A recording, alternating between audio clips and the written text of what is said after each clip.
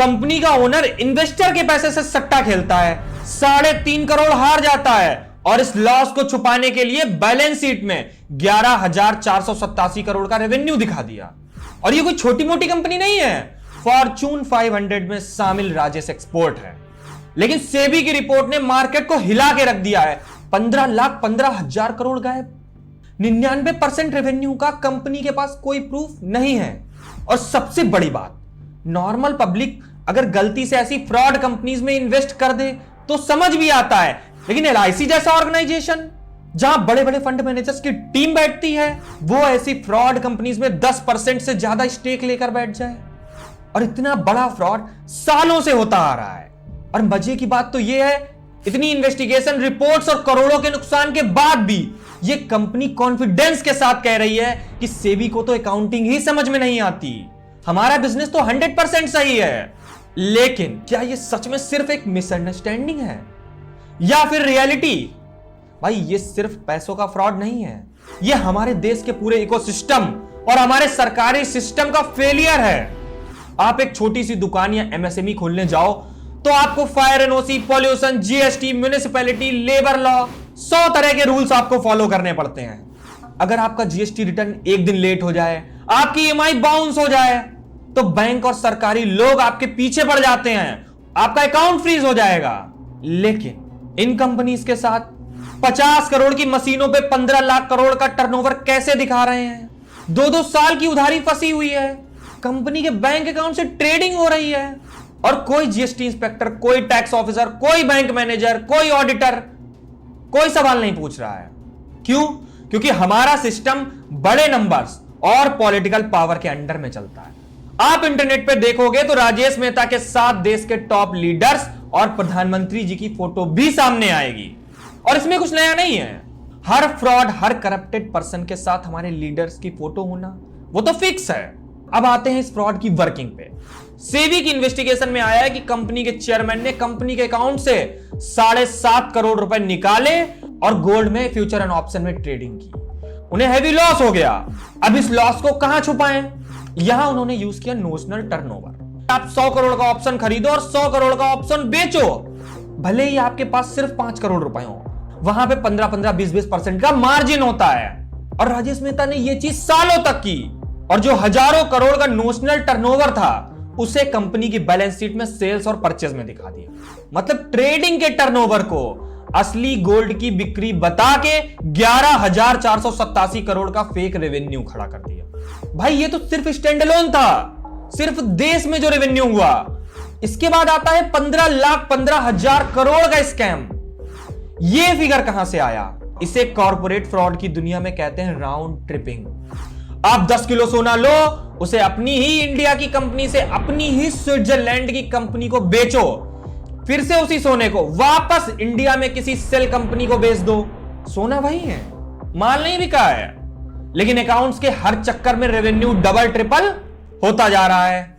अब जब सेबी की इन्वेस्टिगेशन हुई और पता चला कि भाई 2020 से 2025 के बीच कंपनी का 99% रेवेन्यू सिर्फ स्विट्जरलैंड वाली कंपनी से आया है, और जब सेबी ने कहा कि भाई हमें इन कस्टमर्स के बिल दिखाओ, तो कंपनी बोल रही है कि हम आपको डेटा नहीं दे सकते, हमारे ऊपर स्विट्जरलैंड की प्राइवेसी लॉ लागू होते हैं। भाई कंपनी इंडिया की है, पैसा इंडियन इन्वेस्टर्स का है और प्राइवेसी स्विट्जरलैंड की है।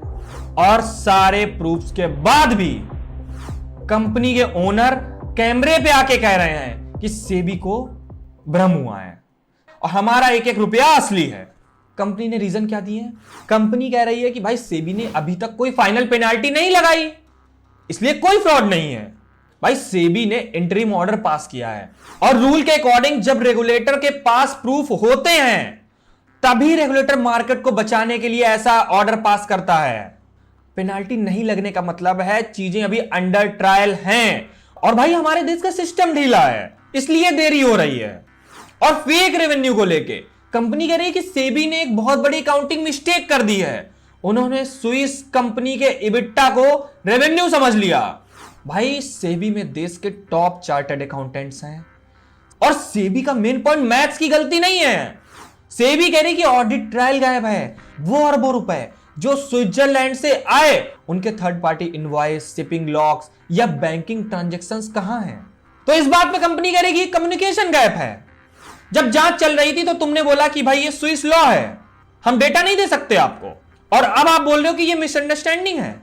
और भाई बात सिर्फ फ्रॉड की नहीं है, बात है हमारे देश की रिपुटेशन की। भाई दुनिया भर की कंपनीज सेमीकंडक्टर में, एआई में नए नए इनोवेशन कर रही हैं, और हमारे यहां क्या हो रहा है? सिर्फ फ्रॉड, सिर्फ करप्शन। एफआईआई का भी स्टेक था राजेश एक्सपोर्ट में। ऐसी चीजों के बाद कौन सा फॉरेन इन्वेस्टर्स इंडिया में इन्वेस्ट करेगा? कौन इंडियन कंपनीज पे ट्रस्ट करेगा? और देखने वाला तो ये होगा सेबी, ईडी, सीबीआई, हमारे गवर्नमेंट ऑर्गेनाइजेशन कंपनी और उसके ओनर के अगेंस्ट क्या एक्शन लेते हैं। और भाई सबसे बड़ा सवाल कि ऐसी फ्रॉड कंपनीज को हम कैसे पकड़ें? तो पहला रेड फ्लैग है, कंपनी 7-8 लाख करोड़ का रेवेन्यू दिखा रही थी, लेकिन इनकी बैलेंस शीट में एसेट्स देखो, कंपनी के पास सिर्फ 50 करोड़ की मशीनें हैं। भाई 50 करोड़ की मशीन से 8 लाख करोड़ का सोना कैसे रिफाइन हो सकता है? दूसरा रेड फ्लैग है मार्जिन। रेवेन्यू है 8 लाख करोड़ का, लेकिन प्रॉफिट सिर्फ कुछ 100 करोड़ में। तीसरा रेड फ्लैग है गोल्ड का बिजनेस कैश में होता है, लेकिन इनकी बैलेंस शीट में हजारों करोड़ रुपए के ट्रेड रिसीवेबल्स थे जो 2-2 साल से पेंडिंग थे। 2 साल तक पैसा नहीं आया, मतलब माल बिका ही नहीं था। और लास्ट और मोस्ट इंपॉर्टेंट, रेवेन्यू लाखों करोड़ में था, लेकिन असली ऑपरेटिंग कैश फ्लो निगेटिव था, क्योंकि प्रॉफिट गोल्ड के बिजनेस से नहीं, म्यूचुअल फंड और फिक्स डिपॉजिट के इंटरेस्ट से बढ़ाकर दिखाया जा रहा था। और जो शेयर कभी 800 रुपए के आसपास होता था, वो आज 100 रुपए के अंदर आ गया है। इन्वेस्टर्स की 80% से ज्यादा वेल्थ खत्म कर चुका है।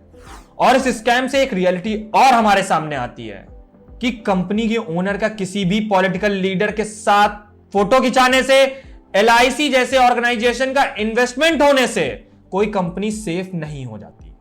बैलेंस शीट को डीपली समझना पड़ेगा, क्योंकि कैश नहीं आ रहा, रेवेन्यू कहां से आ रहा, प्रॉफिट क्यों नहीं है कंपनी में।